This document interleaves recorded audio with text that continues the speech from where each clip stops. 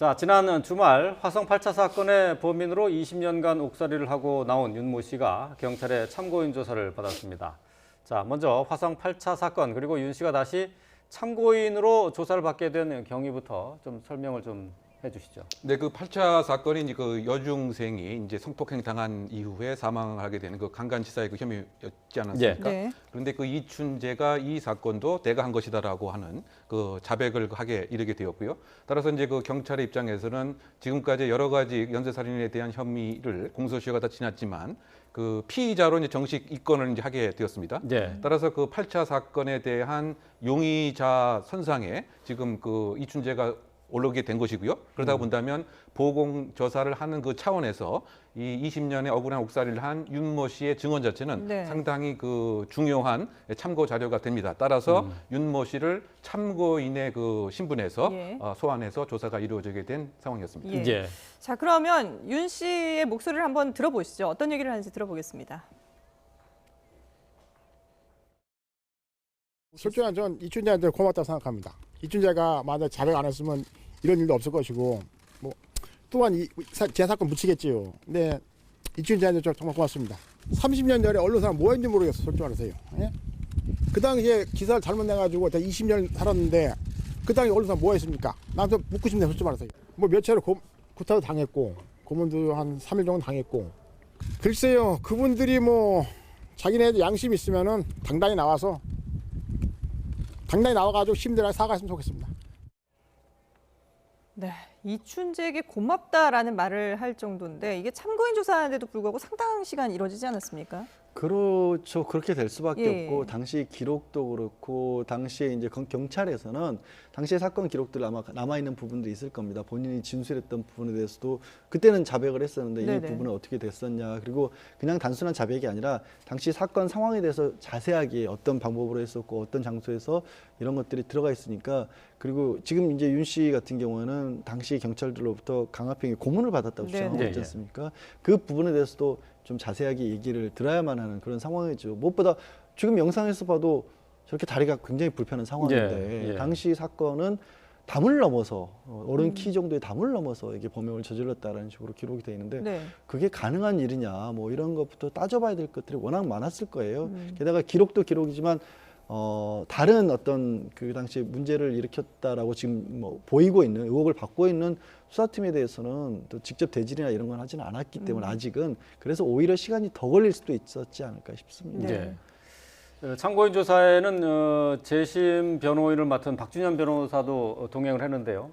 사건 수사 기록을 이렇게 살펴보더니 진술 조서나 이런 것이 상당히 좀 문제가 있어 보인다 이렇게 얘기를 했어요. 네, 그 이제 경찰에서 그 당시에 그 구속영장이라든가 또는 피의자 신문조서, 그 자술 진술서 예. 등의 9건을 제공을 한 것 같습니다. 네. 근데 이것에 그 나타난 그 내용 자체가 이를테면 지금 윤모 씨가 이 학력 자체가 예를 들면 그와 같은 내용을 적을 정도를 아닌데도 예. 예를 들면 조사라든가 또는 맞춤의 자음 같은 걸 잘 못 적는데 네네. 그 진술 조서를 봤더니 상당히 높은 전문가의 문체가 나타났다. 그러면 이것은 상당히 그 허위의 가능성이 상당히 크지 않는가. 그게 자필 진술서였나요? 그러니까? 네, 자필 진술서를 그 살펴봤더니 상당히 그 윤모 씨의 학력 수준과는 상치되는 네네. 이제 이러한 이제 그 어법과 문체라고 하는 예. 것이죠. 그러니까 예. 누군가가 불러줬거나 보고 쓴 것이다 이렇게 이제 그렇죠. 주장하고 있는 그러니까 거죠. 이제 박 예. 변호사는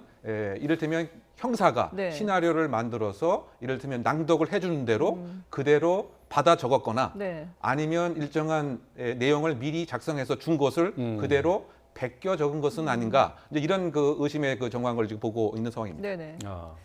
자, 지금 거기뿐만 아니라 지금 만약에 이게 경찰이 고문을 했다라는 사실이 만약에 사실이라고 한다면은 이 부분에 대해서는 어떤 식으로 글쎄요, 될까요? 이거 뭐 대처를 해야 될까요? 상상하기 어려운 예. 일이긴 합니다만 사실 자필 진술서라는 게 등장했다는 것 자체가 그때 당시에 좀 불법적인 행동이 있었을 가능성이 높다라는 거예요. 왜냐하면 그러니까 80년대 중후반 계속해서 나왔던 것 중에 하나가 네. 자백을 받아내야 돼, 허위 자백을 받아내야 되는데 그게 허위 자백이 아니라는 것을 앞으로의 재판 과정에서 입증하기 위해서 당시에 어떤 뭐 특히 공안수사 같은 데서 많이 썼던 방법이 네. 자기 손으로 쓰게 만드는 예. 방법이었습니다. 자기 손으로 쓴 자백이기 때문에 경찰이나 아니면 또 뭐 당시 대공수사를 하던 쪽에서 내가 이렇게 타이핑을 쳐서 만든 기록이 아니다라는 걸 입증하기 위해서 저렇게 자기 손으로 쓰도록 만들었거든요. 예. 그게 아주 전형적인 과거에 불법적인 수사에서 이루어졌던 관행이었습니다. 예. 그게 등장하는 순간 저는 이게 가능성이 좀 더 올라갔다라고 보이고요. 예. 그렇다고 한다면 저게 전부 다 불법적인 절차에서 얻은 증거이고 네. 당시의 재판 자체가 불법으로 얻은 증거에 의해서 그러니까 증거 없이 사실 이루어진 재판이라는 게 되고 결국 재심을 신청할 수 있는 굉장히 강한 증거가 되겠죠. 예. 뭐 저 재심 청구가 이제 곧 있을 것으로 보이는데 말이죠. 근데 그 과정이 쉽지 않을 거고, 근데 재심에서 또 무죄로 확정되는 것도 좀 쉽지는 않겠죠. 그러니까 두 가지 이제 절차를 거쳐야 될 것 같습니다. 일단은 이제 실제로 재심을 할 것인가를 이제 결정하는 그 재판이 이제 있어야 되는 것이죠. 예. 그런 경우는 이제 그 증거의 신규성, 새로운 증거가 명백하게 나와야 되는데 지금 입장에서는 일단 이춘재의 그 자백 자체가 새로운 증거다 이렇게 예. 이제 판단을 하고 있는 것 같고요. 네. 그리고 나서 실제 진범과 관련된 재판이 이루어지게 됩니다. 그런 상황에서 아마 그 이춘재를 증인으로 그 신청을 해서 예. 증인만이 알 수 있는 진짜 범인이 알 수 있는 내용을 얼만큼 잘 설명을 하고 이것을 재판관의 심증 형성에 어떻게 영향을 끼쳤는지 네. 이것이 이제 그 이춘재를 진범으로 확정하는 중요한 관건이 되지 않을까 생각이 됩니다. 예, 예, 알겠습니다. 자, 사건 사고 함께 짚어봤습니다. 네, 이웅혁 건국대 경찰학과 교수, 양지열 변호사와 함께했습니다. 고맙습니다. 고맙습니다.